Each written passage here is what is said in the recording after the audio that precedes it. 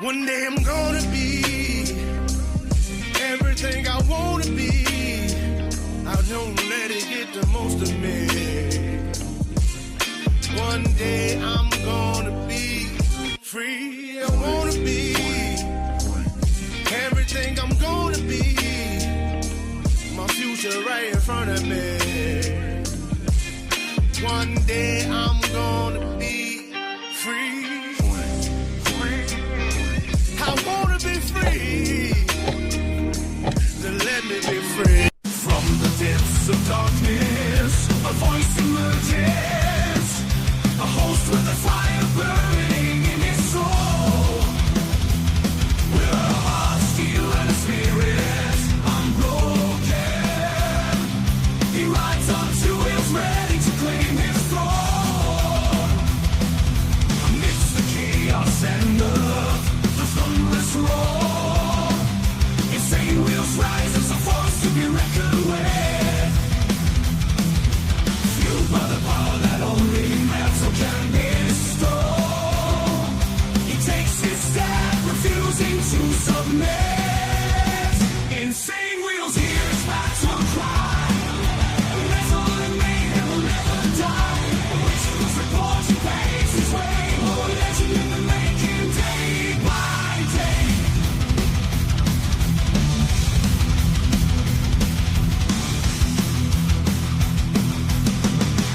Man, oh man, we made it to a thirsty Thursday, man. Hopefully everyone's enjoying themselves. I definitely know the hell we are out here.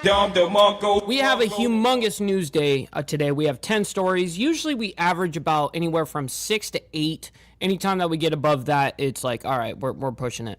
So, anyways, what we've got today is Trump to greet Rwanda president, as well as Luigi Mangione pretrial. Now, I believe this is his day 4 of pretrial. And then drug boat strikes, latest, and more. Of course, these are the things that are on the title. Some of these things we may or may not be able to cover this morning, as you guys know. We only do the show for an hour approximately, so a lot of things that are happening in the media today I may or may not be able to cover because of time frame, obviously. I'm here at 10 a.m. CST right now, so some shit's going to be happening on later this afternoon, but nonetheless, at least you guys know what's happening. So the lineup that we have is escaped Georgia inmate captured, and I guess he was on the run for only 3 days. He didn't get very far, didn't stay off the radar very long. Then we have Hegseth cites fog of war for second strike on alleged drug boat. Now, we all know that. Now, apparently, the mainstream media came out and made some reiterations regarding that comment, the fog of war. So we'll go ahead and see what happens with that. We have some update on the Real ID. Travelers face fee from TSA. So now you can fly without a Real ID. But you have to pay like some sort of fee to be able to, and I don't know how much the fee is. It could be $75, it could be $175. I have no idea. And then of course, we're going to find that out together. But Trump doubles down on avoiding Biden auto pen actions, and Trump made a big claim on Truth Social. We're going to talk about that later, obviously, down the line. Trump administration rolls back fuel economy standards. This happened actually 16 hours ago, yesterday. Basically, after the show, some things went down, and obviously, he makes some new affordability announcement. And I don't know what that is. We're going to find out together. ICE begins Operation Sweep, a swamp sweep in New Orleans. They're literally calling this Operation Swamp Sweep. That's hilarious. So yes, New Orleans is getting the business with ICE now. Fed sees 1,500 plus pounds of meth hidden in BlackBerry shipments. That's a pretty big one, dude. 1,600 pounds of methamphetamine hidden in BlackBerry shipments were intercepted in a multi-agency investigation this last month, and it's just hitting the mainstream now. Interesting. And then I don't know if this is tied in here. It probably is. I have no idea, but maybe it's a totally different story. But 3 hours ago, this is just 3 hours ago, so it's got to be a totally different story. Florida drug raid, 92,000 pounds of drugs and explosives seized. Damn, bro. Oh my God. 92,000 pounds of drug. What kind of drugs, bro? That's crazy. And then we had some breaking news. As an hour ago, FBI makes arrest in January 5th, December, or DC, not December, DC pipe bomb probe. So the FBI has made an arrest in its nearly 5-year investigation into who planted pipe bombs in Washington on the eve of January 6, 2021, Capitol riot. A law enforcement official told the Associated Press on Thursday is the first time investigators have identified a suspect in a case that has long vexed authorities, fueled conspiracy theories, and remained one of the most persistent mysteries surrounding the violent Capitol siege. That is very interesting. So an hour ago, calls for Hegseth to resign as Trump sets to release Venezuelan boat strike video. Damn. So that just happened an hour ago, and that's our lineup this morning. We got a lot to obviously discuss this morning. Before we get into all of it, make sure you guys come in and hit that like button. It helps out the show immensely, and it's free to do so. If you guys are brand new to the show, definitely make sure you guys hit that subscribe button. It's also free, man. But here comes the money part. Please consider becoming a member, starting only at $2.99 a month. We're making sure we're not breaking the bank out there with anybody. But check it out. It's what allows us to be, have these lights on as well as be on these airwaves. So I very much appreciate you guys becoming members and staying members. Follow my Instagram right here at BallValveTV, where I post everything behind the scenes of not only my life, but as well as the show, Millennial Food Time, breaking news. Great way to get a hold of me one-on-one. Also, we have a Discord server for all of you legends. Make sure you guys join up on the Insane Wheels server. It's a great time. Down in the link to description down below of any video, we have the invite links for all of that. We also have moderators in the live chat. They'll let you guys know what the invite link is. So make sure you guys join up. And last but not least, all super chats, super stickers, gifted memberships, and membership signups are, of course, all going to be presented live onto the show and shouted out. But, of course, if you guys would like to skip that YouTube 30% brutal cut that they take from your hard-earned cash, well, then we have these platforms right here that you guys can donate to kindly. And, of course, I will read out your guys' message as if it's a super chat. So I've got my emails up right here, ready to go at any time, man. So, all right, great to see everyone in the chat, man. We got a whole bunch of you legends in the building. We got allegedly coming in. By the way, for the 13 months, this is the real news. Yes, ma'am. Great to see you in the chat, by the way, allegedly. I always appreciate having you in here. And thank you for the 13 months. It's huge. Very much appreciate that. All right, we got Brian in here, as well as Prez, Rabbit of Chaos, Dark Soul. Great to see you guys. Mountain Woman, as well as Steve Easy, my man. We got Papa Dishi, Crystal, as well. Good morning to you guys. Gregory, I see you in the chat as well. And by the way, I want to give a big special thank you to Motobomb Virginia and the Coffee Crew for rating the channel this morning. I always appreciate that. We got Bree Rodriguez as well. Good morning to you. We got Mountain Woman.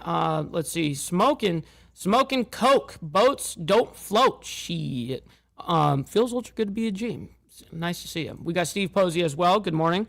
All right. I think we're pretty much getting there. We got Glare, 1%er in the building, as well as Shadow. My man Shadow. Great to see you in the chat this morning. And I'm scrolling down to make sure I get some of the rest of you guys. And yeah, allegedly, I totally get it. You know, work is work, 100%. We got Alfredo in the building. Shout out to Alfredo. We got Joseph up there in Canada. Always appreciate my man. He says, "Stop the cap, bro." Stop the cap. Very much appreciate you. Great. Good morning. Good morning. Jimmy Mack, good morning to you, kind sir. All right, let's get right into this. We got a lot to discuss. We have 10 stories ahead of us. And we're going to start off with escaped Georgia inmate captured. Now, this was reported in breaking news yesterday, not right after the show, but after the show yesterday. And so, of course, we're going to lead you guys up into current time with what we have left off from. We are following some breaking news out of Georgia. I wanted to share this mugshot with you. We have just learned that this escaped inmate from Georgia has been captured after 3 days. So a little bit more information. Homie only got 3 days running, bro. That does suck. Bruh. Could you imagine being on the run legitimately? Like, you can't go to like your house. You can't have anything that identifies you. like a car or what? Like, yeah, I can only imagine trying to be on the run for real like that. Three-day manhunt for this escaped inmate named Timothy Shane ended early this morning after deputies captured him in a Newton County neighborhood where residents reported he was knocking on doors and seeking entry. According to Covington police, officers were dispatched at around 6 p.m. yesterday to a report of a suspicious person. A caller telling police that a man matching Shane's description was walking in the area. And I also wanted to share this photo. This is the photo of the inmate being captured by police. Now, happening right now, we do know that officials are giving an update to this breaking news. We did want to play it out in its entirety. Let's listen in. I heard that, Steve Easy. Shit. Oh shit! Oh shit! Oh shit! Get to it. You're on film. Let's go. Ready? Okay. Y'all ready? Yeah, we're ready.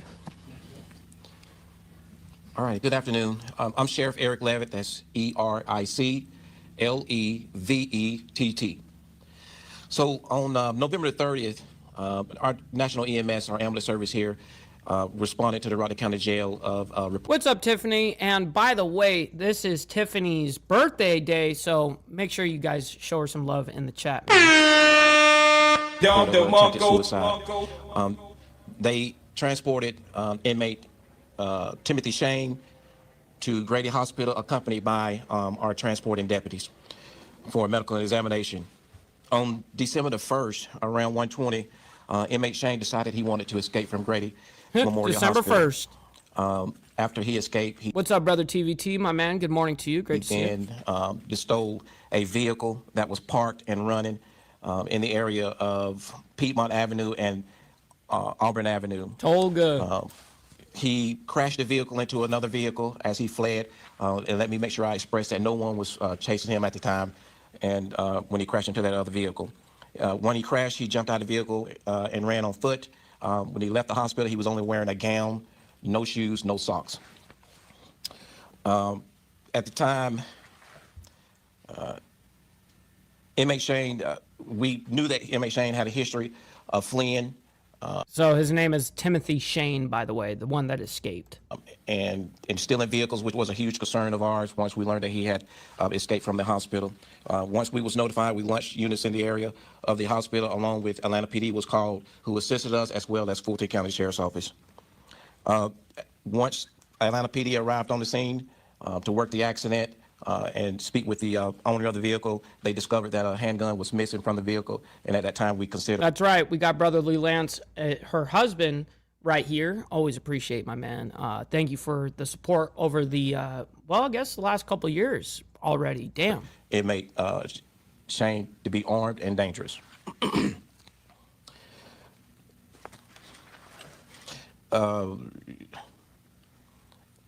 What is he struggling on? So we contacted other surrounding agencies in the area who assisted us in setting up a perimeter in that area to locate inmate Shane.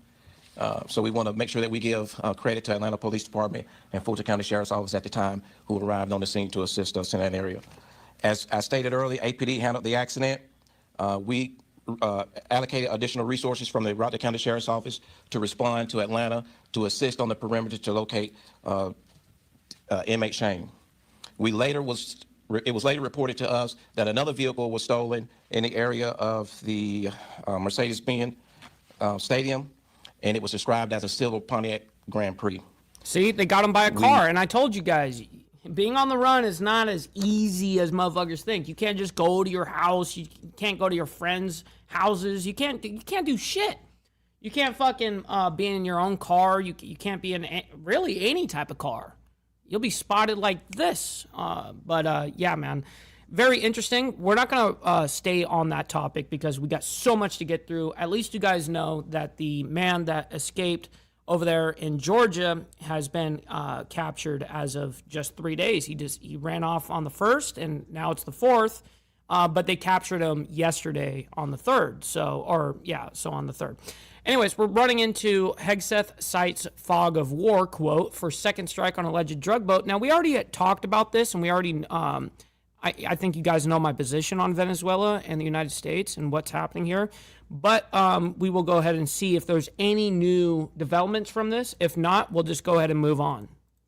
Right now, I do want to get you to some of the other big stories that we are covering here at this hour, as Pete Hegseth, the U.S. Secretary of Defense, also known, of course, as the Secretary of War, citing the, quote, fog of war Tuesday in defending September's follow-up strike on an alleged drug-carrying boat in the Caribbean.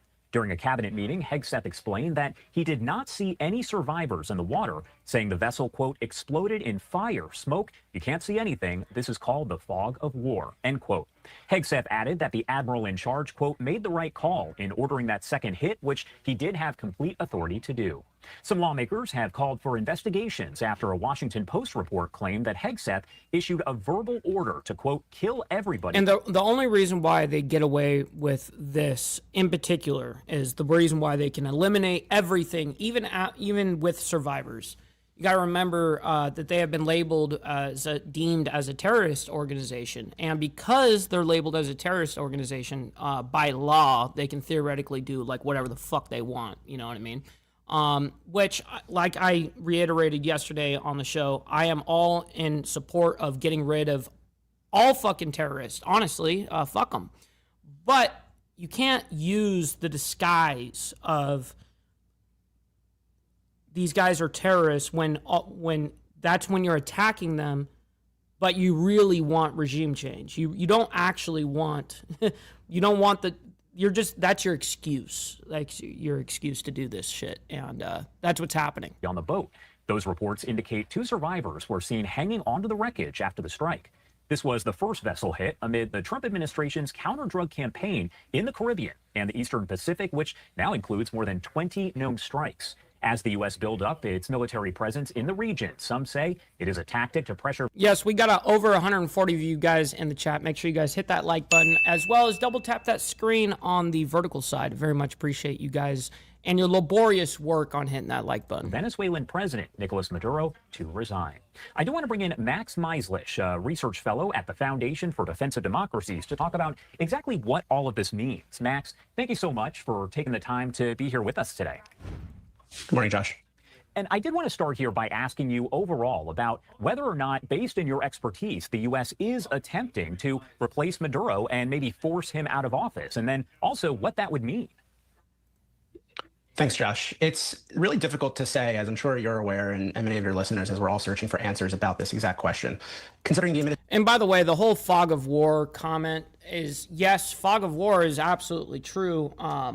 You know, where you literally cannot see what the fuck you're looking at. And then what ended up happening is they saw, after the first strike, they saw that there was a couple of survivors either hanging off the side of the boat or something to the effect, or floating near the boat. And they ordered the second strike. And then Pete Hegseth used the terminology of, well, this is because of fog of war. No, you guys waited out, saw it, and then said strike again. That's literally what happened. So you literally waited for the fog of the war to dissipate, and then you did a second one. The administration has been pretty reserved in actually stating what the strategic objectives may be with respect to the military buildup by Venezuela's borders. We know about the strikes on cartel-linked drug vessels, and we obviously understand the threat that the flow of drugs into the United States and to allied partners in Europe means coming from Venezuela. But it's an open question as to whether the administration is going to push for regime change. And I'll note that President Trump has commented that Maduro's days are numbered, but it's really an open question about the extent to which the administration is going to act and push for that end.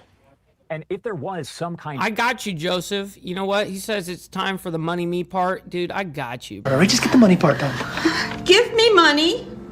Money me. Money now. Me a money needing a lot now. No cap. Stop the cap, homie. Stop the cap. Shit. Of collapse here. Let's say that we see a group that's linked to the cartel, or we see, someone else who does take over here. What are some of the implications of that? Again, we're looking into the future here, as we don't know if Maduro is being pushed out or really anything of that nature. Exactly. So this question points to a really concerning part about Venezuelan politics and the geopolitical implications of any change in the regime.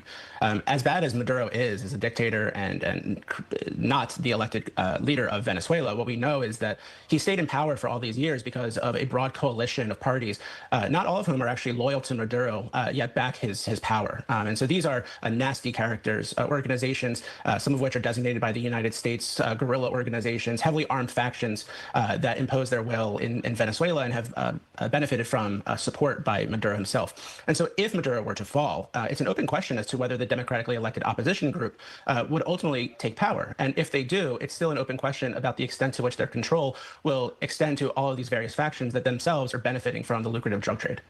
And what would you say that Thank you U.S. for that, Mountain Woman. policymakers, the American public, folks out there need to consider before supporting any kind of regime change there when you're talking about economic, humanitarian, geopolitical costs, uncertainties, all of that? Yeah, Zach, and Zachary, I do agree with this, that truth be told, the majority of our drugs is probably not coming from Venezuela. Most likely, what is the case is it's coming from Mexico and China. That's most likely what's happening here. Now, I would like to actually see the facts where they say, Trump is saying that drugs consumption or whatever the case is has gone down. Well, is that true? Because I don't think that that's where we actually get majority of our fentanyl and shit like that. But who knows, right? So this is the most interesting thing with respect to my work, Josh, at the Foundation for Defense of Democracies and our Center on Economic and Financial Power. That's by true, looking Press. at the extent to which economic tools can be utilized to better support U.S. strategic objectives. And so what we have going on in Venezuela is movement of the Fourth Terror Strike Group. But to my eyes, what we are lacking is a similar equivalent in the form of an economic strike force, right? A ready-made, deployable force of U.S. government personnel that could ultimately be deployed and dispatched to Venezuela. And real quick, we got Brother Lee coming in with the $2 on the Cash App. Very much appreciate that, by the way. Dues paid. Saying happy birthday, Tiffany Lance. Yes, absolutely. Making it rain up in here. Yes, you missed it when I wished her a happy birthday and told everyone to wish her a happy birthday, bro. It was awesome. In the event of the Democratic opposition actually taking hold. So something like that involving a contingency of State Department officials, Commerce Department officials, Treasury Department officials, going in and ultimately helping with privatizing Venezuela's massive oil sector, dealing with $160 billion in debt obligations that the new government would have to restructure, and building up private sector enterprise outside of the oil sector in terms of mining and agriculture and tourism. All of that is something that would meaningfully add to the administration's ability to say, this is the path that we hope for Venezuela, and we're prepared to support it beyond just whatever military means we have available. Very true, James. Going in reverse here. All right, so now I think we got enough of the story on this. I mean, like I told you guys, we started off with we need to get through 10 fucking stories, and in a single hour, we're already 22 minutes in, man. All right, so we're going to move into the next story, though. Real ID, we have an update on the Real ID. As I'm sure you guys remember, they were telling everybody if you don't switch over to this Real ID, then you're not going to be able to fly. Well, that is actually not the case anymore. I guess you can still fly, but you are penalized. You have to pay some sort of fee.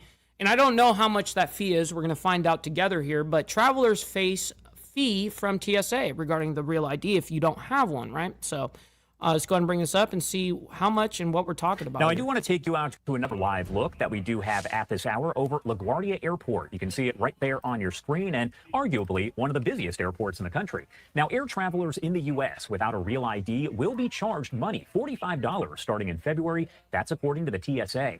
The updated ID has been required since May, but passengers without it have so far been allowed to clear security with some additional screening and a warning.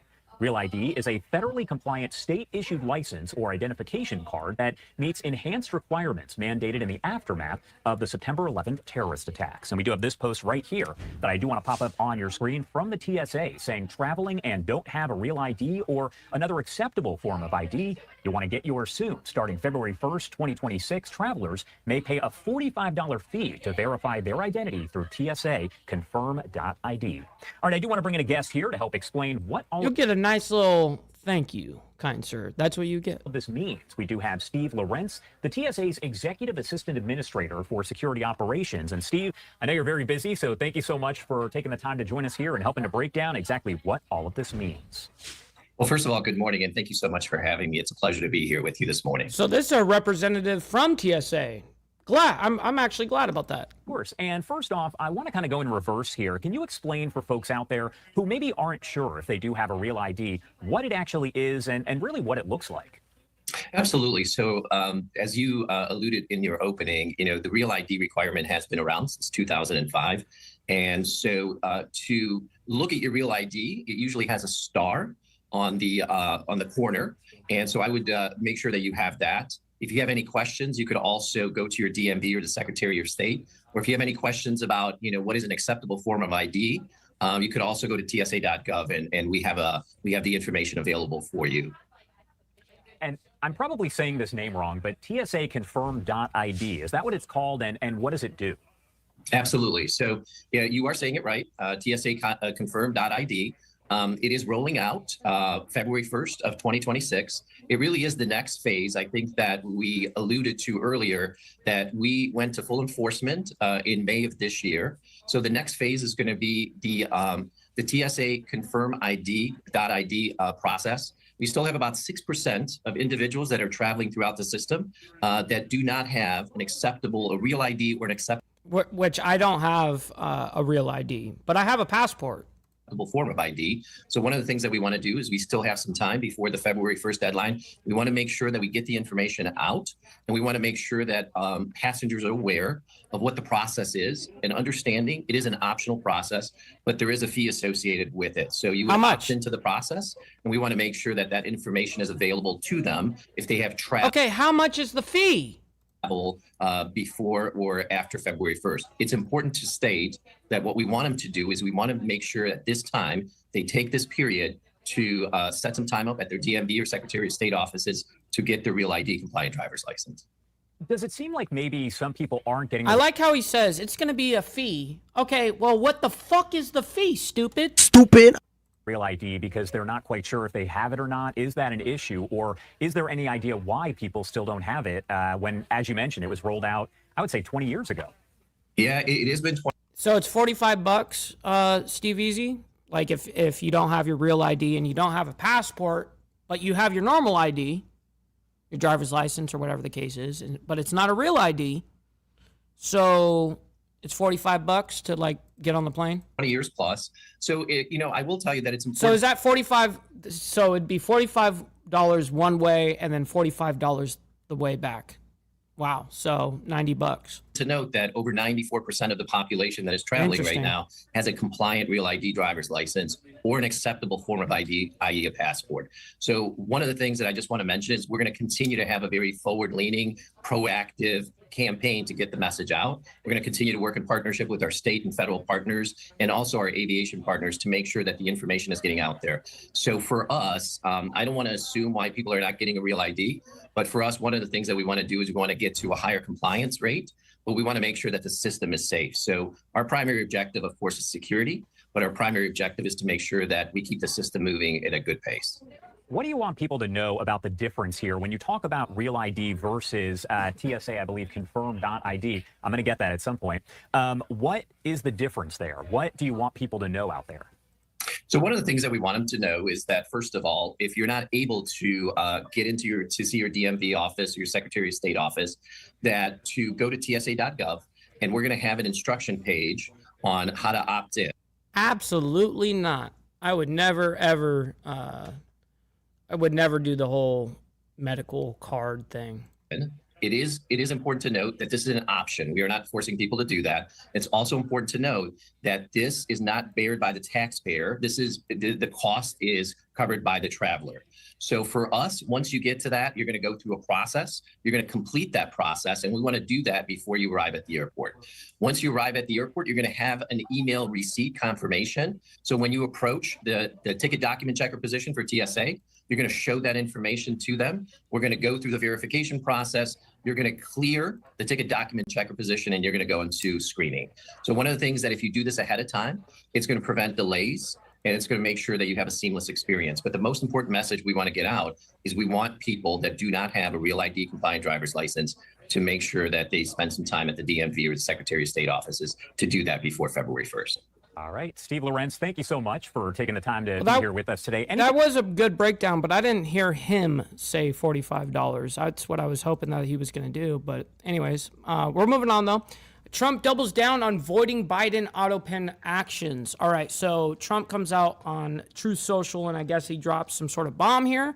We're going to find out what the hell the case is.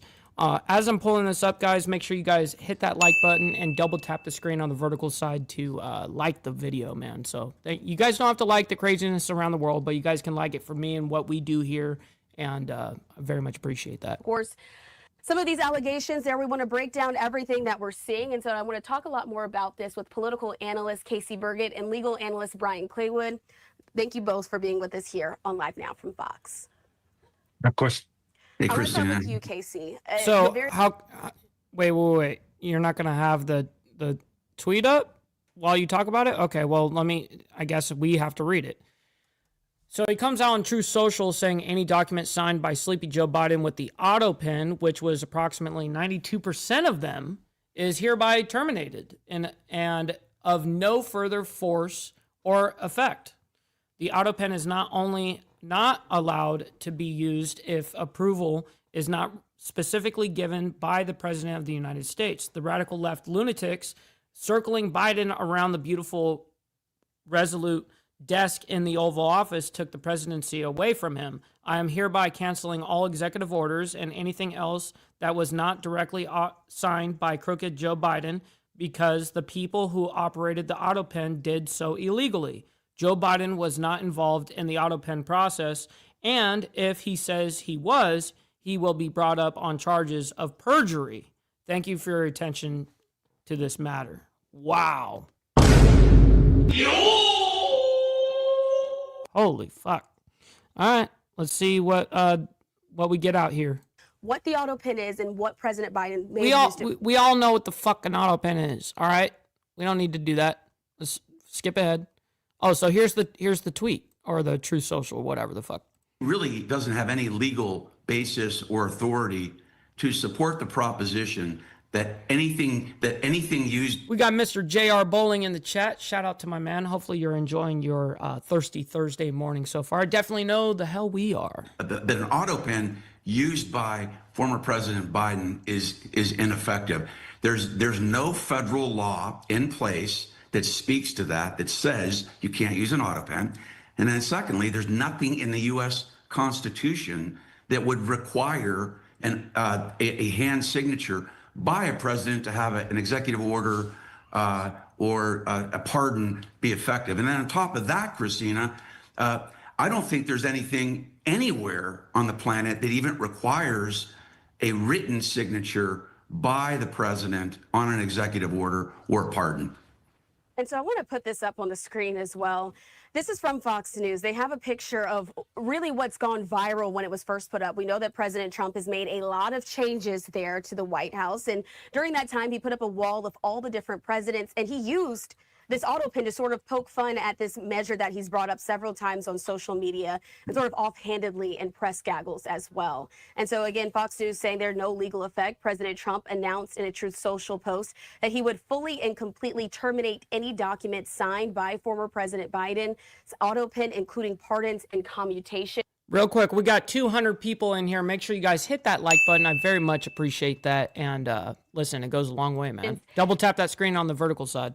Casey, there's just been so much scrutiny as we see the picture there on the wall that when it... Well, you know, when it comes down to shit like this, you just have to embrace your fuck ups, man. You know, I think it's important that we just sit here and we all embrace. Don't beat yourself up over past mistakes. You are going to fuck up again in the future, quite possibly in a most spectacular fashion. Why worry about yesterday's fuck ups when you have tomorrow's fuck ups to look forward to? You are a fuck up. And fucking up is part of your growth process. Embrace the process. Embrace the process. Oh my God! All right, we're moving on though. Trump administration rolls back fuel economy standards. I saw this pop up yesterday in the media, and I haven't watched it. But we're going to watch it together here, and we're not going to watch the entirety of this because it's extremely long, and we don't have time for that shit. But we will get the consensus of Trump makes some sort of new affordability announcement. So let's go ahead and figure that out together. Well, we're talking about cafe standards, a very big deal, very important today. My administration has taken historic action to lower costs for American consumers, protect American auto jobs, and make buying a car much more affordable for countless American families and also safer. We're officially terminating Joe Biden's ridiculously burdensome, horrible, actually, cafe standards that imposed expensive restrictions and all sorts of problems, gave all sorts of problems to automakers. And we're not only talking about here, we're talking about outside of our country, because nobody could do it. Nobody wanted to do it, and it was ridiculous, very expensive. It put tremendous upward pressure on car prices, combined with the insane electric vehicle mandate. Biden's burdensome regulations help cause the price of cars to soar more than 25%, and in one case, they went up 18% in 1 year. Today, we're taking one more step to kill the Green New Scam as part of the greatest scam, probably, well, other than Russia, and a few others I could name, the greatest scam in American history, the Green New Scam, and it's a quest to end the gasoline-powered... Much love, Beverly. Always appreciate you. Make sure you hit that subscribe button if you guys are new here. Definitely. We do this Monday through Friday, and then we have Saturday morning for members only. It's awesome. What they wanted to do, even though we have more gasoline than any other country by far, and people want the gasoline car. They want everything. They want electric. They want to have lots of alternatives, but they do want the gasoline car. Right now, it's leading away by a lot. The car business is a very interesting business, but we want to keep it that way. I want to thank Transportation Secretary Sean Duffy, Deputy Transportation Secretary Stephen Bradbury, as well as CEO of Ford, Jim Farley. Jim, where is Jim? Let's see. Hi, Jim. Congratulations. You're doing a great job. CEO of Stellantis, Antonio Filosa. Thank you very much, Antonio. Chairman of the National Automobile Dealers Association, Tom Castrito. Yes, sir. Thank you very much, Tom. Great to have you. And manager, General Motors. Okay, cool. I don't need you to thank everybody here. I just want to hear the shit.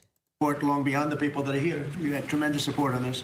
Okay, here we go. From day one, I've been taking action to make buying a car more affordable. I signed an executive order to end the unfair, expensive electric vehicle mandate. As you know, we had to have an electric car within a very short period of time, even though there was no way of charging them and lots of other things. It would have cost $5 trillion to build the charging plants. And as you know, in certain parts of the Midwest, to build 9 chargers, they spent $8 billion. So that wasn't working out too well. That was done before me, by the way. I wouldn't have let it go forward. We're canceling the EPA's absurd tailpipe emission standards, one of the most important things that I've never had. Yeah, but Donald, they're referring to the federal minimum wage. Then there's city and state minimum wage and all this shit too, but there is, federal. A group of people come to me more powerfully and really just devastated that they had to do it. It was killing them than the automobile manufacturers, the tailpipe emission standards. And I can tell you, your people at Ford were coming to me all the time, and they were saying, like, please, it doesn't do anything, and it's killing us. Where did I get a gift at? I don't see no gift. Shit. Through the roof, and we revoked Biden's emissions waiver for California so that California communists could not regulate the automobile industry and ruin the entire nation of automobiles. And they were doing that too. But we have that now under control also with your governor, who's got much more than he can control. Now, under the new rules being issued today by Secretary Duffy, the Department of Transportation will rescind the Biden fuel economy prices. And I hate to say that because they were really not economy. They were really, they were anti-economy. They were horrible what they were doing to the costs and actually making the car much worse.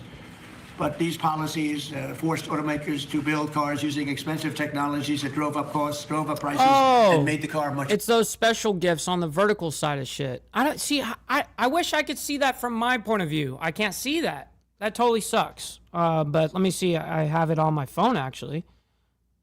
Let me see here. Let me scroll up. I don't see no fucking gift. You guys trolling me or what? Oh no, there it is. Beverly coming in with the high five for 100 joules. Hey, I don't know how much that equates to, but thank you for making it rain in the chat over there. Thank you very much. Worse. The action is expected to save the typical consumer at least $1,000 off the price of a new car, and we think substantially more than that. Under the Trump administration, $70 billion are now being invested in the American auto industry. Ford has announced it will invest $5 billion across its Kentucky and Michigan plants. Is that a correct statement? That's right. That's a lot, $5 billion. You could do more. No, Hardwire. I'm as conservative as it gets, really. I mean, honestly, my mindset is as far pretty much right as it can go. It has nothing to do with a liberal stance or any of that. I am hypercritical of everyone. Fuck everyone. You know what I mean? I'm hypercritical whether they're on my team or not. I don't give a shit. I have to be objective, and especially with what I do here, I take it very serious. I hope that you guys see the amount of seriousness that I have and understanding these situations and not taking it for face value and sitting here going, okay, let me actually investigate why this is or why it's not, whatever the case is. I stick with the facts. And then my opinion of things will change with more facts. You know, when facts come out, that's when I'm able to actually make a real decision on shit. Creating at least 4,000 new jobs. What's up, Stacks? Good morning. $13 billion to expand its U.S.-based manufacturing by more than 50% and open new manufacturing facilities across the country. And I think a big part of that is also the tariffs. Because of tariffs, they're coming in, not only the automobile industry, AI, we're leading China in AI, we're leading everybody in AI, we're leading everybody in everything. We have the hottest country right now. I will tell you, a lot of political people behind me, great political people, very successful political people. We have the hottest country anywhere in the world. 1 year ago, we had a dead country, and now we have the hottest country anywhere in the world. And it started from November 5th, but it also started when we did the tariffs, and we've had tremendous support on the tariffs. It's bringing in trillions of dollars of wealth. It's bringing in national security, and I've stopped 8 wars, and of the 8 wars, 5 of them have been because of tariffs and trade, so they're very important. And General Motors plans to invest $4 billion as it brings its manufacturing back to the United States from Mexico. After falling by 5% under Biden, U.S. auto production has surged by 10% so far this year. You know, I won the auto workers vote, but now even the head of the auto workers said Trump is the greatest president we've ever seen. And he happens to be right about that. But we're protecting our auto workers, and we're making it easier for every family to afford high-quality cars. In other words, we're bringing automobiles back and the manufacturing. No, it's not for drug terrorists. By law, they can do exactly what they did because they're labeled as a terrorist organization. So I get that. But I don't actually give a fuck about the drug situation and that whole thing. What I hate, this is my position, okay? What I hate is that they're using that as a front to go ahead and do something else. That's not actually why they're doing this. That's the whole fucking point. They are doing this to go after Maduro to get regime change. That's the fucking point. I care about our position, and yes, I actually do have morals in situations. But truth be told, when it comes to these drug people, I don't give a single fuck about them. Don't give a single fuck about them. But when you use it as an excuse to do what you actually want to do, that's a whole different situation. Automobiles back into this country. We lost 52% over the years, 52% of our automobile manufacturing. You see it, closed factories all over the place. Now they're all opening up. They're being, in most cases, they're being knocked down, and new ones are being built in their place. And big beneficiaries, the state of Michigan, but South Carolina, even states that didn't really do too much with the automobiles, they're opening up plants. It's been amazing. So between automobile plants, AI plants, and plants of every other nation, really every other type, including chips, we're going to have a big percentage of the chip market very soon. Not because of the CHIPS Act, which was horrible and ridiculous, where we just gave these companies billions and billions of dollars and they just kept the money, but because of what we did with tariffs. They have to build here, otherwise they're going to have to pay tariffs. They won't be able to do business in the United States. And we're going to have a big percentage of the chip industry. As of about a year ago, 2 years ago, we had none. And now we're going to have a very big percentage when it all finishes out. So I'd like to ask Secretary Duffy to speak, and then Mr. Farley, and then Filosa, and Urbanik, and Castrita. And also we're going to ask some of our political leaders to speak, because let me tell you, they went out of their way. This was not easy. People were brainwashed. This is a green new scam. And people were paying too much for a car that didn't work as well.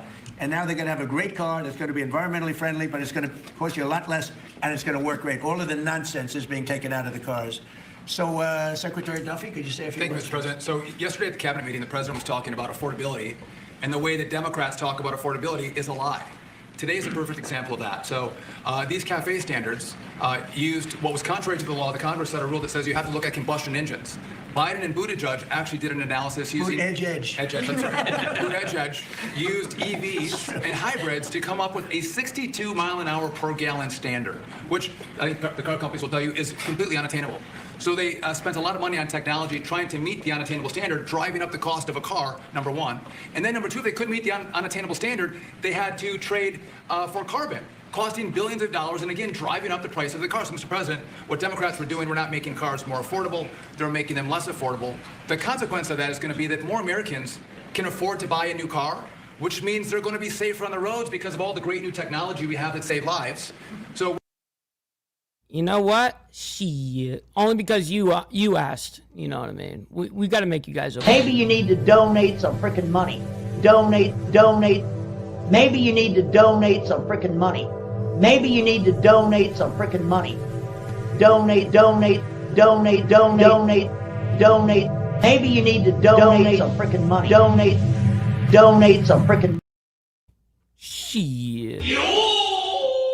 Gotta love it. Denied. All right, let's get back to We'll it. have less death on American roads. These rules are going to allow the automakers to make vehicles that Americans want to purchase, not vehicles that Joe Biden and Buttigieg wants them to build, which is important. But also, this is important for American jobs. The more cars we sell, the more jobs we have in this country. And so this is jobs, this is freedom, and this is common sense, Mr. President. So thank you for your leadership. And I appreciate what the Senate did with the big, beautiful bill and what we've done here today. So thank you, Mr. President. Thank you very much. The big, beautiful bill is it's something. It's amazing. Wait till people see the benefits and the lower taxes that they're going to have, lower regulations. So, how about Ford? Mr. President and Secretary, all the important lawmakers here, competitors, today is a victory of common sense and affordability. We're very proud of Ford to be the #1 auto producer in our country. 80% of the vehicles we sell here we make in our country. And we never left, unlike many of our competitors. We're the #1 exporter, and we have the most auto factory workers.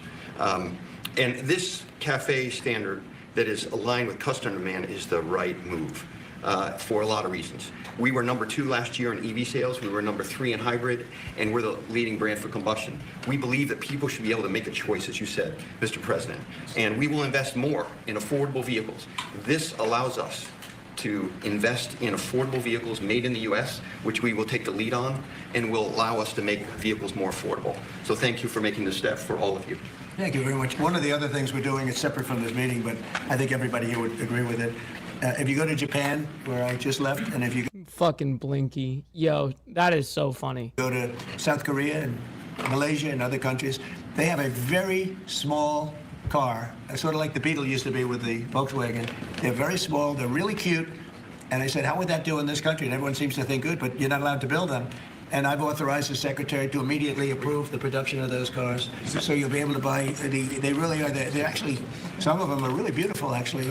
If you take a look, Honda, some of the Japanese companies do a beautiful job, but we're not allowed to make them in this country. And I think you're going to do very well with those cars. So we're going to approve those cars. Why the fuck, why would they ever be, like, not approved? Just out of curiosity. Would you like to say something about that? Well, no, just that he never stops working, so even when he's on Asian time, he's calling me at midnight in the States. But he gave me the directive to clear the regulations on this, which we have. And so if Toyota or any other company wants to make smaller, more affordable cars, fuel efficient, we have cleared the deck so they can make them in America and sell them in America.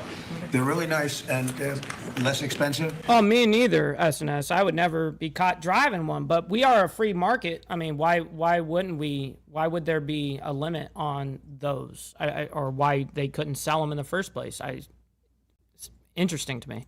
And it really gives people a chance to have a car, you know, have a brand new car as opposed to a car that maybe isn't so great. And so you car companies start thinking about that. I think it's going to be a tremendous market. Please, would you like to say something?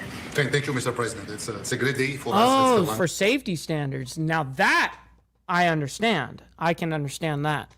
Interesting. Very, very interesting.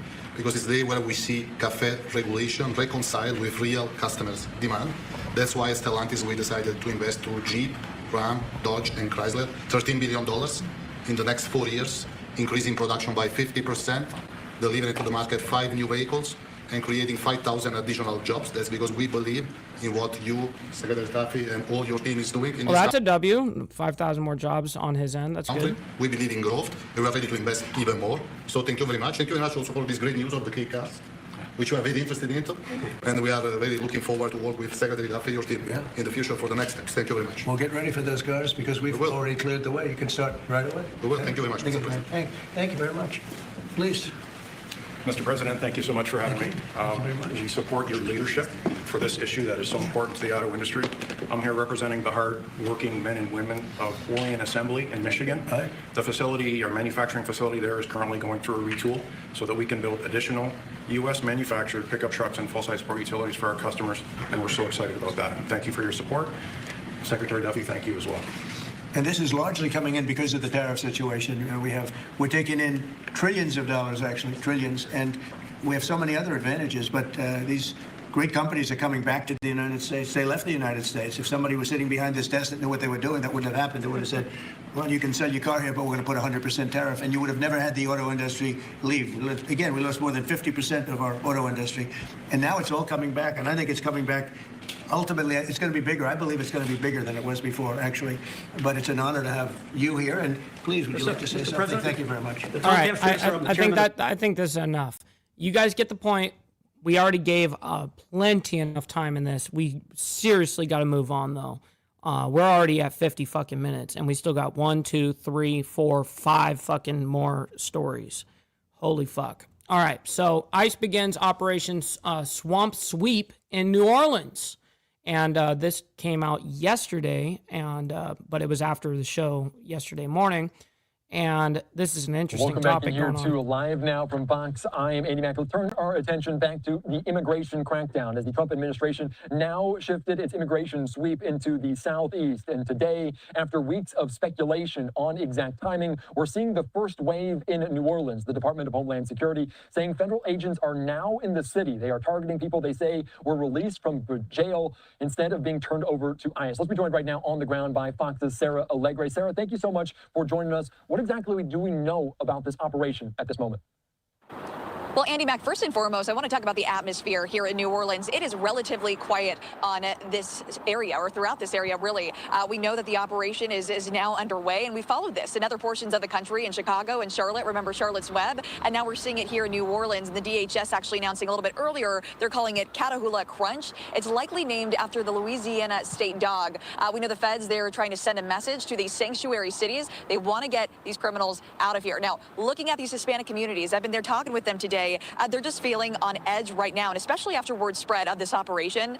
Some local shops have been closing up for the day with signs that say no ICE access in this business. Now, one local business leader I talked to, she says, she's worried about what this means for the economy here.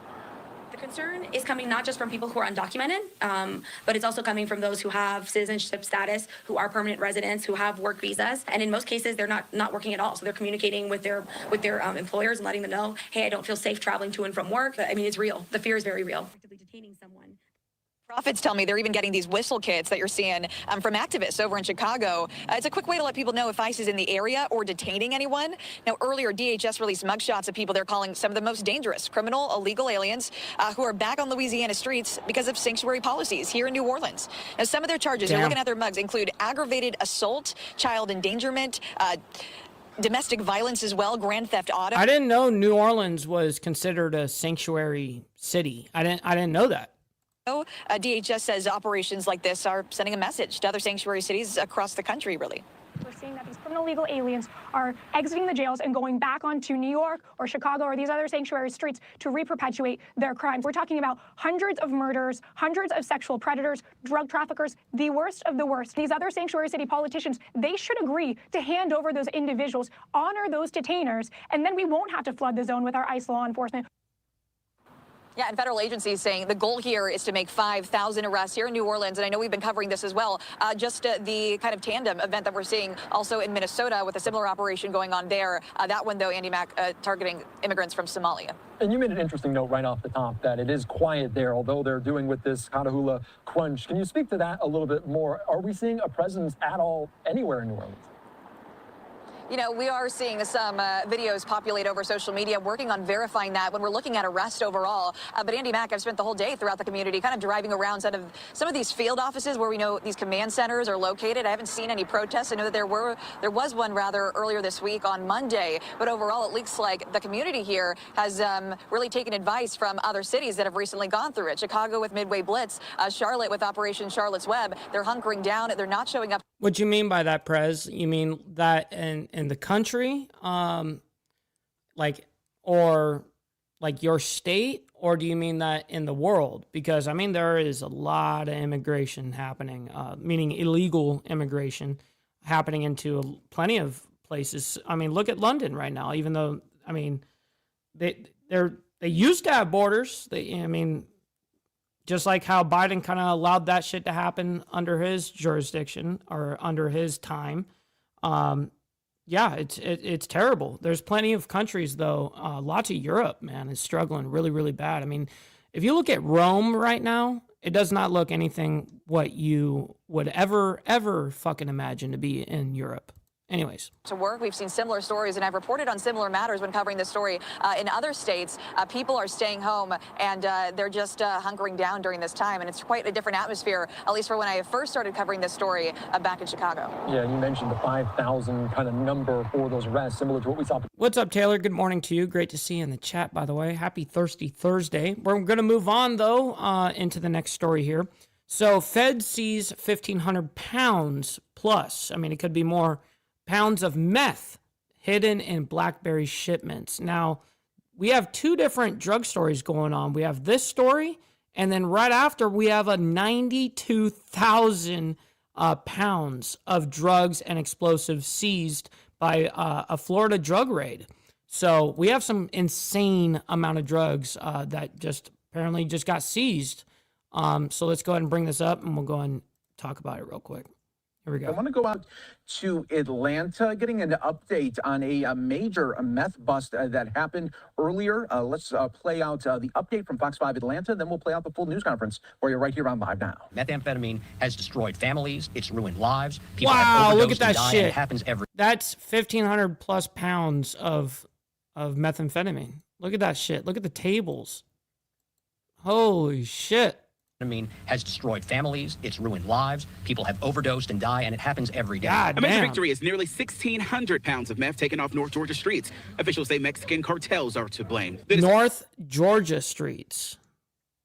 Discovery and arrest took place November 20th, one in Hall County, the other in southeast Atlanta, as the drugs were hidden in pallets of blackberries on the back of trucks worth tens of millions of dollars. GBI and the Hall County Sheriff's Office arrested two men who, as of earlier this week, are now facing federal drug trafficking charges. Gerardo Solario Alvarado and Nelson Enrique Sorto have been charged with possession with intent to distribute methamphetamine, and Solario Alvarado has also been charged with conspiring to commit that crime. A third truck was found empty, but the driver of that truck was taken into custody and is set to be deported. Those trafficking narcotics into our communities. That's very true. By the way, Steve Easy, yeah, 100,000%. Most people my age have no idea how to drive manual. You know what I mean? It's radical. Anyways, back to this. We utilize anything. So we've seen all kinds of produce, but we've seen just about anything you can think of, from building materials to compartments in vehicles. I've been with Hall County 39 years, largest seizure we have ever had. This investigation and indictment and future prosecution serves a clear message that drug trafficking has no place in our communities anywhere in the state of Georgia. A collaborative effort by federal, state, and local agencies, all working together to keep you safe. Stop and realize that for a moment. This did not make it, but what if it had? That's a hero moment, as I refer to it, a moment to praise our men and women in law enforcement.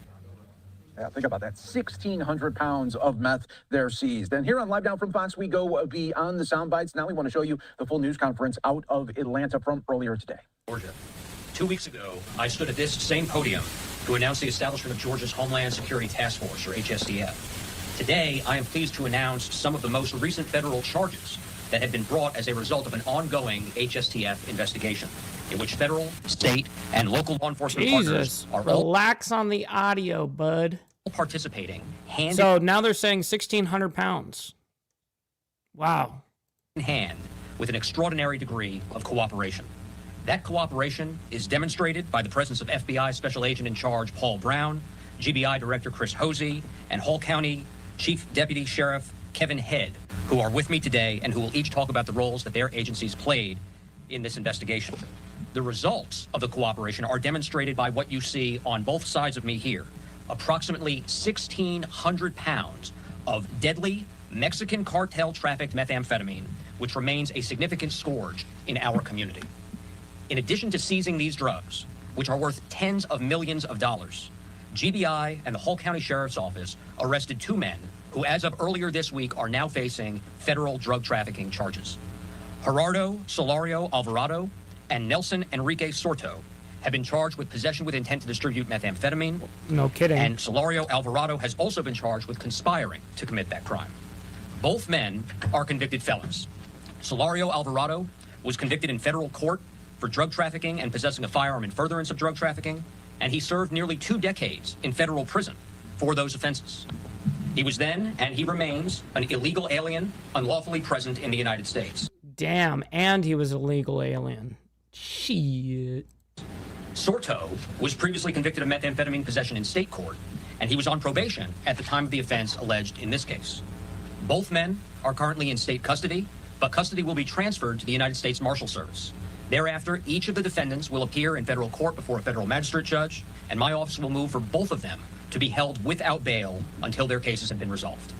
Both men face possible life in prison. Yeah, time to stand. This is a big bust, and we have even a bigger bust right after this. So actually, because we're running way fucking late, we're gonna move on. We got enough on that. I didn't think we're gonna find out any more information on it, but there was a huge amount of meth, 1,600 pounds. But now we have a whole different situation over in Florida. In a Florida drug raid just 4 hours ago, 92,000 pounds of drugs and explosives seized. Holy fuck. All right, let's go ahead and bring this up, and we'll go ahead and talk about it quickly. There we go. Thank you for tuning in to Live Now from Fox. We're turning our attention to a story that takes us down to Florida after more than 90,000 pounds of a substance or a drug said to contain deadly amounts of opioid was seized in northern Florida. Joining us live now to discuss this and bring an update to this entire situation is Fox 35 Orlando's Marley Capper. She is joining us now. Marley, this is a huge amount that was seized by police. Good morning. Yeah, the suspect has actually had prior involvement with police as early as the age of 19. That's according to the sheriff's office here. And right now they're calling this case Breaking Bad on steroids. Take a look at the video. You can see the deputies say they teamed up with the DEA, ATF, and Palm Bay police to confiscate 92,000 pounds of a substance used to make a drug known as 7-OH, a drug that's 3 times... What's up, Brother Slim? Good morning and happy Thirsty Thursday, my man. ...stronger than morphine. Florida recently passed an emergency law banning it. Investigators say the suspect, 26-year-old Maxwell Horvata, also had materials to create large amounts of explosives, along with 36 guns and thousands of rounds of ammunition. Folks, this is what danger looks like right here. Everything that you see behind us, everything you see in front of us is a red flag for disaster. I mean, look, the guy was making his own suppressors, fully automatic weapons, explosive. He's got a nice little arsenal there. Shit. Devices. This guy was either looking to engage war or looking to arm those and furnish to those that are. And you see, even had, as you can see in the video, even had a 50 cal on a tripod, ready to do serious damage. He had a motherfucking 50 cal on a tripod, dude. The sheriff's office says this is the largest seizure of its kind in U.S. history, and that Horvata could spend the rest of his life in federal prison. Currently, he is in the Brevard County jail. Could? What do you mean? Absolutely he's going to. What? You had 92,000 pounds of illegal drugs and explosives seized in your shit. That's insane. Government said denied. Denied. Sheriff Wayne Ivey says he is waiting on federal indictment. For now, reporting live for Live Now with Fox, Marley Capper. We'll send these back to you. So both these raids that we just saw were 2 different illegals. Crazy. Thanks so much for joining us there in Brevard County. I do want to take us out to some more of that footage that we have here, courtesy of investigators who seized all of these illegal drugs. And as you heard from Marley's report there, she played a little bit of an update that we had from those same investigators. I do have the full presser, if you could say, or the news conference that was released not too long, about 5 minutes, but it really breaks down just how serious this case is. As Marley had said, this is the largest drug bust in the nation's history.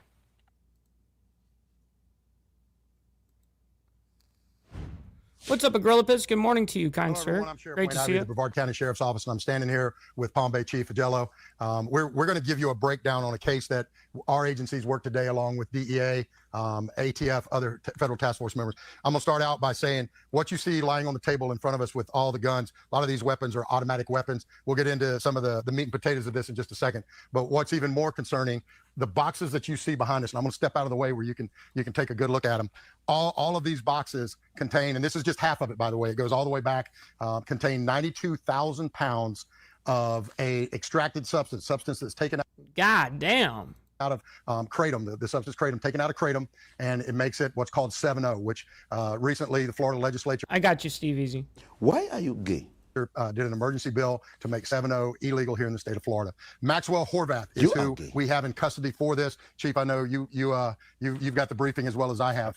Search warrant earlier this morning. Our team went out, as I said, agents from all the different agencies involved, feds and local law enforcement, working on this. So I'm going to give you a little bit of background on Maxwell Horvath, and then the chief's going to talk about some of the things that he had inside. 26 years old.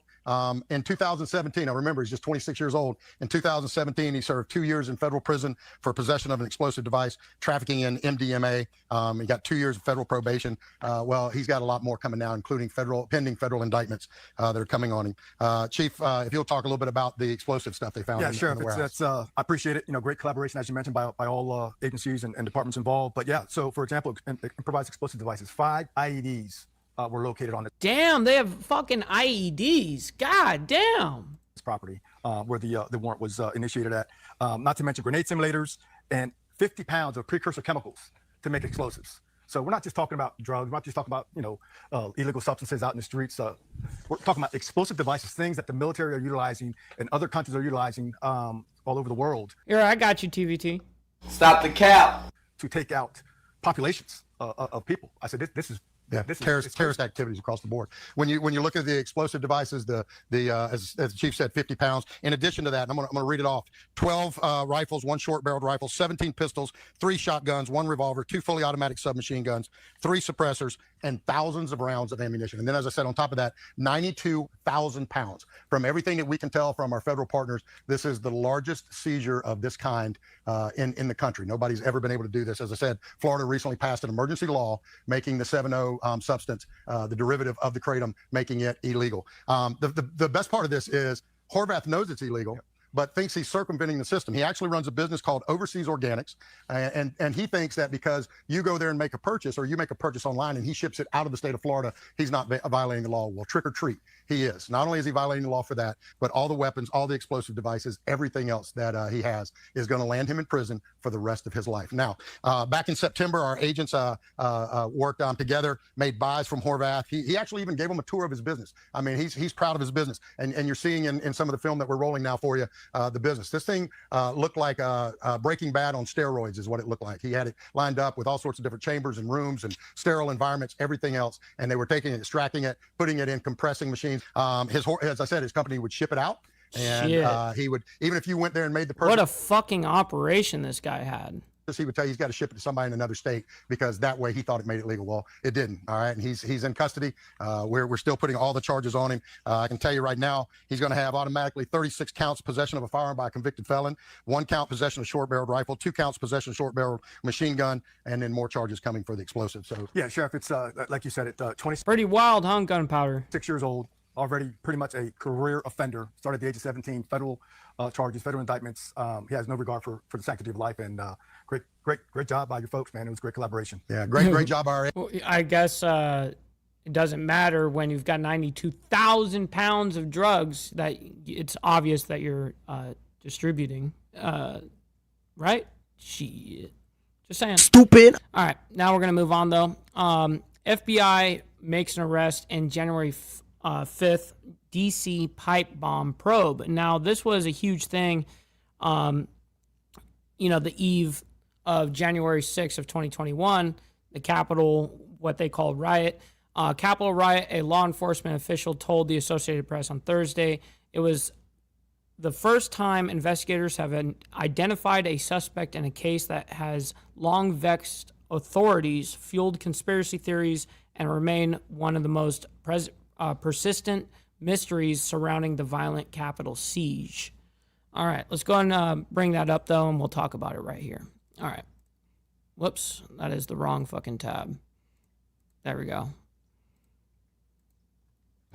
And I do want to get you right to some breaking news that we are following involving an investigation that began more than 5 years ago. Take a look at your screen. We do have this look at some of the surveillance video that came out after this incident on the eve of January 6th. The FBI now saying... Yes, make sure you guys hit that like button, by the way, and Definitely double tap that screen if you're on the vertical side. Help a brother out, man. We got over 120 people in here. Make sure that happens. Very much appreciate it. They have made an arrest in I know, I laugh at that five-year Spartan investigation into who placed pipe bombs in Washington on the eve of the January 6, 2021 incident that unfolded at the U.S. Capitol. Now, that is according to the Associated Press, receiving that information here from a law enforcement official.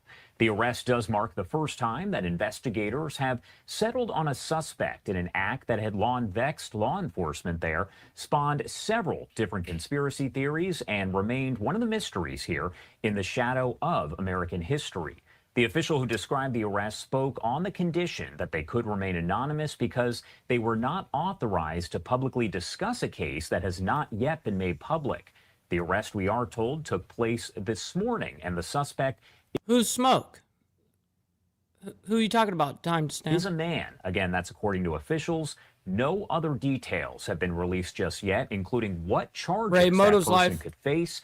The pipe bombs, you may remember, were placed on the evening of January 5th, 2021, right near the offices of the Democratic and Republican National Committees in D.C. Oh, shit. He says, bro, the FBI is at the home of the pipe bomber right now, live on TV. Let me search it up right now. Hold on. Nobody was injured before the bombs were rendered safe, but the FBI has said that both devices could have been lethal. Again, this is just some of the video that we did receive as the incident did unfold, and investigators saying to the Associated Press that they have made an arrest here. It is a male suspect, but no other details released just yet. Okay, so hold on. I got other shit working. Okay, there we go. Interesting. So they already have the arrest. So I guess that they're probably at his place. Now, I looked at Live Now from Fox to see if they're live talking about it. They're not. I'll look at Fox here in a second. But until then, let me go ahead while I look that up on Fox's end. Calls for Hegseth to resign as Trump set to release Venezuelan boat strike video. This is as of 2 hours ago. Let's go ahead and bring this up, and we'll go ahead and talk about it. Now, I do want to head out to this live look that we do have. I'm going to look over up the this White whole House ordeal here, right now. as our next story, of course, takes us over to D.C. Happening today, the U.S. Navy admiral who reportedly issued the orders to fire on survivors of a strike on an alleged drug boat near Venezuela will brief lawmakers behind closed doors. Cameras not allowed inside for that classified briefing with Admiral Frank Mitch Bradley, who is now the commander of U.S. Special Operations Command. The testimony, though, could be pivotal as a congressional investigation unfolds into how Defense Secretary Pete Hegseth, also known, of course, as the Secretary of War, handled the military operation in international waters near Venezuela and whether any laws were... Okay, real quick. I found my buddy. He's actually live right. Well, he's not actually my buddy. He's somebody I watch. He's actually funnier than fuck. He's goofy, and everyone loves him for that. And look, this is live right now. His dog there. Before picking up the backpack, turning around, and heading back the way they came on South Capitol Street. To repeat, the suspect has been arrested. Reportedly, his name is Brian Cole Jr., 30 years old, of Woodbridge, Virginia. Damn. News press conference coming up in 47 minutes. He's my age.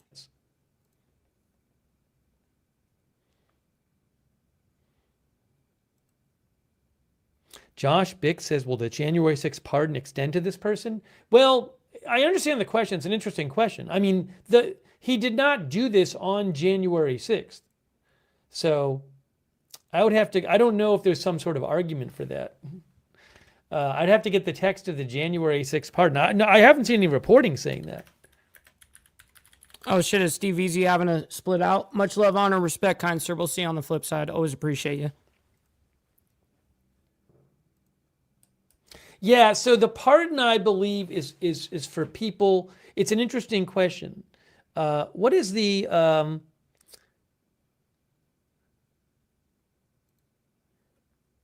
what is the text of that pardon?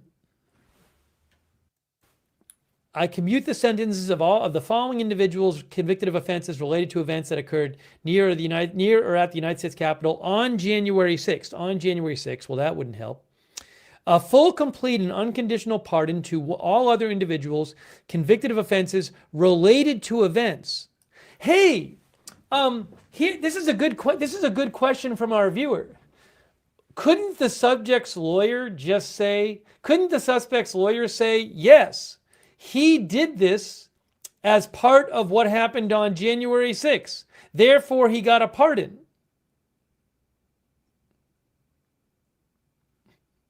I don't get it. Who's gotten the fucking pardon? I mean, there must be something in his chat where he's trying to show something. This is the, let's see, 5'7". He's my height and my age. What the fuck? You know what I might do? He's about 5'7". Okay. The suspect wore a face mask, a gray hooded sweatshirt, and black gloves. Okay. As you can see. I really don't care about Look at any of this. There he is. This footage of the suspect on South Capitol Street shows the person setting down their backpack, which is believed to contain one of the bombs at the time. Oh, wow. Wow. Crazy. And scan the area standing on tiptoes. The suspect appears to put on a pair of glasses and scan the area standing on tiptoes. Wow. Yeah, he's on his tiptoes, literally. What the fuck is he doing? Look at that. He said, I look wonder at if they ever that. found the guy who was walking the dog to interview him. He just walked his dog there. Before picking up the backpack. Who gives a shit about that guy? He doesn't even remember that guy. Oh, it's hilarious. All right. Anyways, that's very, very interesting. We're going to go back into what we're talking about with Pete Hegseth, though. We need to get back to that. All right. We need to be back on track here. Broken. Now, we did hear from President Donald Trump saying that essentially video of the second strike there that's in question will be released to the public. I do want to play that quick. What's up, Brother Dean? Good morning to you, kind sir. Comment for you here on Live Now. President, you released video of that first boat strike on September 2nd, but not the second video. Will you release video of that strike so that the American people can see for themselves what I don't happened? know what they have, but whatever they have, we'd certainly release, no problem. You know, we stopped every boat we knock out. We saved 25,000 American lives. That's right. And if you look at our numbers, the drugs coming in through sea are down 91%. I'm surprised there's 9%. You want to? I don't know who's. So drugs coming by sea has gone down by 91%. From this hemisphere or what? You know, I don't understand, because most of the drugs that are coming in are, you know, Chinese, Mexican, you know, from Mexico. All these, I don't know, man. And I would imagine that the drugs that come in from China would be pretty heavy from the water side. I would imagine that's how they get it here. Who's doing the 9%? But it's down 91, and we're going to start very soon on land, and I'm sure you're thrilled to hear that.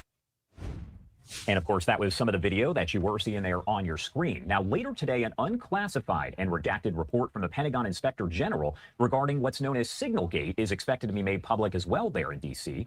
The Associated Press saying the report details that Pete Hegseth put U.S. personnel and their mission at risk when he used the Signal messaging app to convey sensitive information about a military strike against the Houthi rebels in Yemen.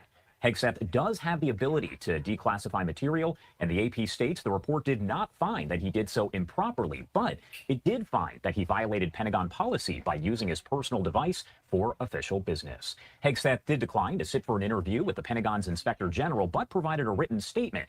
In it, Hegseth explained that he was permitted to declassify information as he saw fit. Now, he did post on social media after that report was made public, saying, quote, "No classified information, total exoneration, case closed. Houthis bombed into submission. Thank you for your attention to this IG report," end quote. Again, taking a live look here over the White House, and in just about an hour or so, Democratic U.S. Congressman Sri Tanadar will unveil his articles of impeachment against Hegseth. The Michigan lawmaker joining us now live ahead of that rally to talk about his reasons behind wanting Hegseth out of office. Congressman, thank you so much for taking the time to join us here. I know you have a busy day ahead of you. Thank you. Thanks for having me. Of course. And first off, I did want to ask you here if you can break down kind of the basis here behind your idea to introduce these articles of impeachment against Pete Hegseth. Who the fuck is this goofball? Well, look, there are two issues. One is the Signalgate. He used a commercial app to talk about war plans. Talk about the war plan? and he did not even know who is on the Signal chat. There was a we don't know who on the Signal chat reporter on the Signal chat. He was disclosing war plans, putting our service members at risk, and this was totally unacceptable. And that is an impeachable offense in my mind. And of course, we definitely appreciate you because you are going to hold that rally here. And what would you say is more important? Would it be the report on Signalgate or the strikes in Venezuela, or is it kind of a mix of both there? It's both, both. This Secretary of Defense is incompetent. He's incompetent to do his job. He is putting American troops in harm's way, in danger, because he has total disregard to the war plans and the secrets and how he has disclosed. I think you're kind of making some shit up here, homeboy. Classified information. At the same time, we need to know what war laws is he following when he attacked. I'm surprised that he's even using any of this as an argument. What he should be, if honestly, he should be like, I just want to see the second strike video. That's what I want to see. I want to see that. That's all. And that's the only position I really think that he could play to be able to call for fucking Hegseth to resign. But apparently this guy calls for this guy to fucking, for Hegseth to resign. And I really don't fucking care. Why are you gay? All right, we're moving on. Oh, that was, no, hold on. Was that the last story? Let me double check my source here. Let me see if there's anything. Oh, there was some super fucking interesting right here. And we'll end it off with this. I did see this, and I told myself I want to play it at the end. Now I just have to fucking find it. But I think that's where the guy's, his home right here is. I actually have the video of that here in a sec. And then there's a big protest that happens. That's what I want to show. But I do want to see if I can get that house shot again. There we go. Look at that. See some individuals walk outside of the home, and you can see just the line of law enforcement cars. This is the pipe bomb guy in this neighborhood. So we are continuing to monitor this. We haven't seen necessarily any boxes being removed from the home, at least not from this vantage point. But as the camera there in the helicopter is panning out, it gives you a better idea as to where this suspect was residing in Woodbridge, Virginia. So, of course, we're going to monitor this. Woodbridge, Virginia. And bring you any developments. But we also have additional news that... All right, so we need to get to this protest. There is a protest that happened this morning, just like 40 minutes ago. Here it goes. Let me see if there's more context to this. There is a little bit of context I missed. I'm glad that I did that. All right. To take a look at this. This is just coming into our newsroom right now. This is a protest happening live here in New Orleans. This after there was a crackdown. By the way, Taylor coming in with the 2 spots saying, smoke one for me. I absolutely will. I'm going to go ahead and light it up right now. Shit.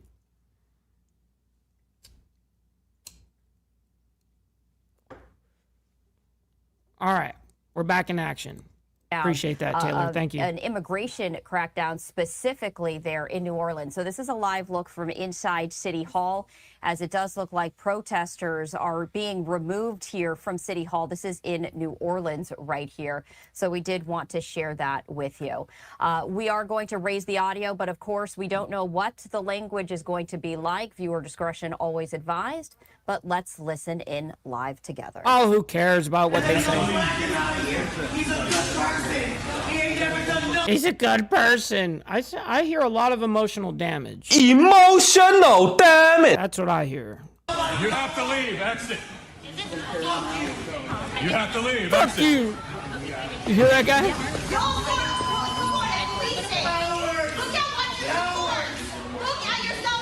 So this is a protest underway at council meeting at New Orleans City Hall. I'm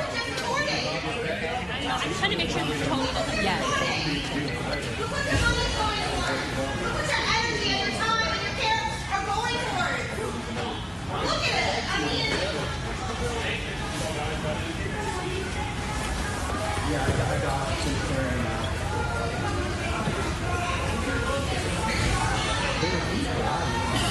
What's the cameraman showing right now? Just getting a cool shot or something?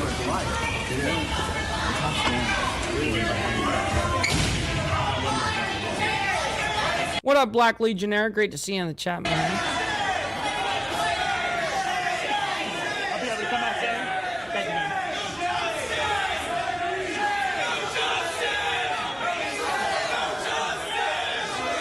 Oh, he was showing the protest card. That's what they're holding up. I got it.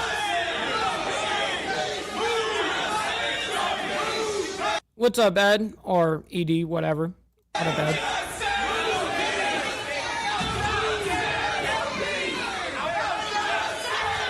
This is a protest that's happening just 40 minutes ago at a council meeting in New Orleans City Hall.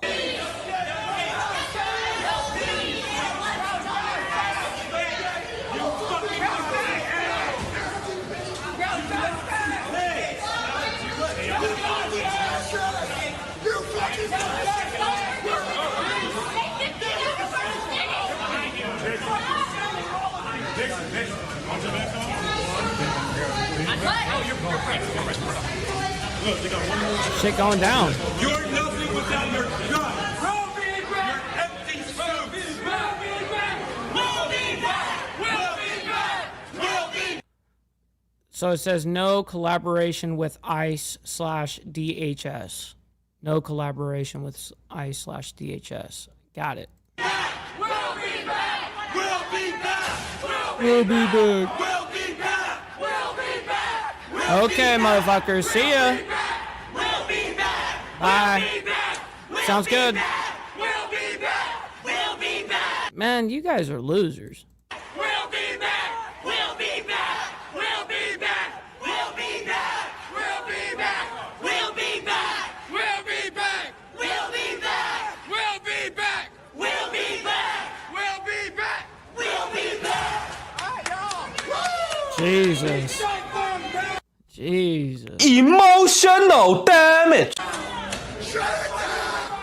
Okay, so there is an inappropriate, we're just going to maybe, you know what, we're just going to let you know that some of the gestures right here, we're just going to, you know. Oh, because they're doing the middle finger. That's hilarious. They're all flipping the bird. This, I believe. I don't know if this is working. Is this not working, folks? Just show it. I'm trying to blur this in. Mainstream media, this is why you guys fucking suck. One of the millions of reasons, but yes. Image right here. It is working. Okay. So anyway, I did want to let you know that the reason why we blurred that is people were sharing some inappropriate gestures right here. And while we do bring you raw and unfiltered, we do want to be mindful as to exactly what we're sharing. So we are taking a live look here. This is a real quick, we got shit, man. I wish I could see that shit on my StreamYard side of things. Holy shit, we got Daniel Hutchinson coming in with the cat gift for 1,000 jewels. I don't know how much that equates to, but yo, thank you for the 1,000 jewels. Let's go, man. I gotta figure out what the fuck a jewel is on this shit. I'm just, I don't know. Anyways, back to this. Protest happening at a council meeting in New Orleans City Hall. All of this having to do with the latest immigration crackdown in New Orleans. So these are protesters that stormed City Hall and have now been escorted outside by a very large police presence. So they're protesting that they don't want collaboration with ICE because ICE is coming into New Orleans right now as we speak. It was actually in the mainstream this morning that New Orleans is now received ICE. And what's unique about New Orleans is I actually didn't know this until this morning either, but New Orleans is actually a sanctuary city. So this is them protesting ICE being there. So they went down to the council meeting to go ahead and show what they're protesting. I mean, that's what they're doing, you know. But we got Black Legionnaire coming in with the 5 spot. Let's fucking go. My man, thank you very much, kind sir. That goes a long way. Thank you, guys. All right, let's see what else happens here. Protesters yelling, saying, we were hearing them chant, "We'll be back." And we also see some of these signs right here, there as well. But we do want to bring you this. We are raw and filtered, but of course, we always want to be mindful of what we share with you, whether that's audio, whether that's video. But this is happening right now in New Orleans. This is outside City Hall. These are the gates right there as well. So we did want to share a little bit more information with you as we are continuing to cover this live event happening right now. So we are also taking a Interesting. We'll look see at if this. there's And anything my else producer, here. Julianne, just sharing this. The Department of Homeland Security Actually, I want to hear what they're saying here. has launched an operation immigration sweep in New Orleans called Operation Tatachula Crunch. That's a different name than we heard. They called it Swamp. What do they call it? Swamp Sweep? That's what they called it originally. The operation was called Swamp Sweep. Now they changed the name of it? Getting alleged migrant criminals who were released from jail because of sanctuary police. So a live look right here. We're going to raise the audio just a little bit. But as always, we like to remind you, viewer discretion is advised. Who this cares? is happening, unfolding right now live before our eyes. So we are sharing with you these live looks, the live sounds. But if you see a blur, if you hear maybe a little bit of, silence, that is because we want to be intentional and mindful about what we share with you, whether that's video or whether that's audio. So we're going to just momentarily raise the audio as we do see the protesters now seem to have been escorted outside of the council meeting that was underway in New Orleans City Hall. A very heavy police presence right there as we do see the officers now walking back inside. Let's just continue to listen in for a little bit.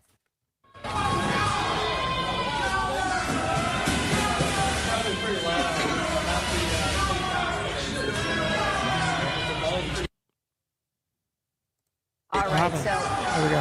it did seem as though they had muted the audio on their end. They have now lifted Why? it back up, so let's continue to listen. Okay.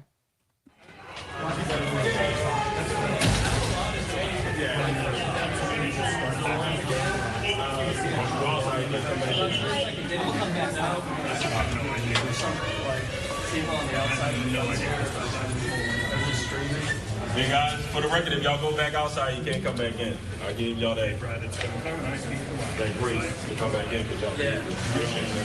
Things are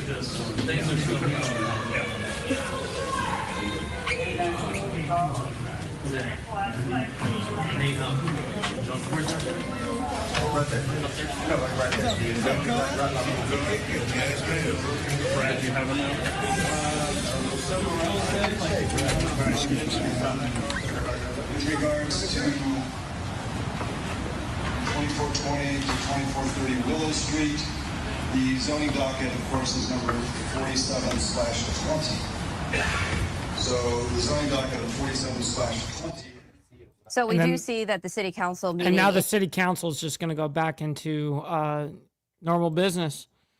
Very, very, very interesting. All right. So listen, ladies and gentlemen, that is past my time. I can't thank each and every single one of you guys enough for allowing me to do exactly what I do here, man. I hope that you guys actually see that I enjoy being able to do this and present these, and also with my worldview as well. So I'm very appreciative. And listen, we'll be back tomorrow morning for more of the world's madness as we continue down our truth-seeking adventure. Always appreciate you guys. All right. Much love, honor, respect to everybody, and God bless everyone. We'll talk to you guys very soon. Stick around for the raid. We're going to be raiding our buddy. From the depths of darkness, a voice emerges, a host with a fire burns.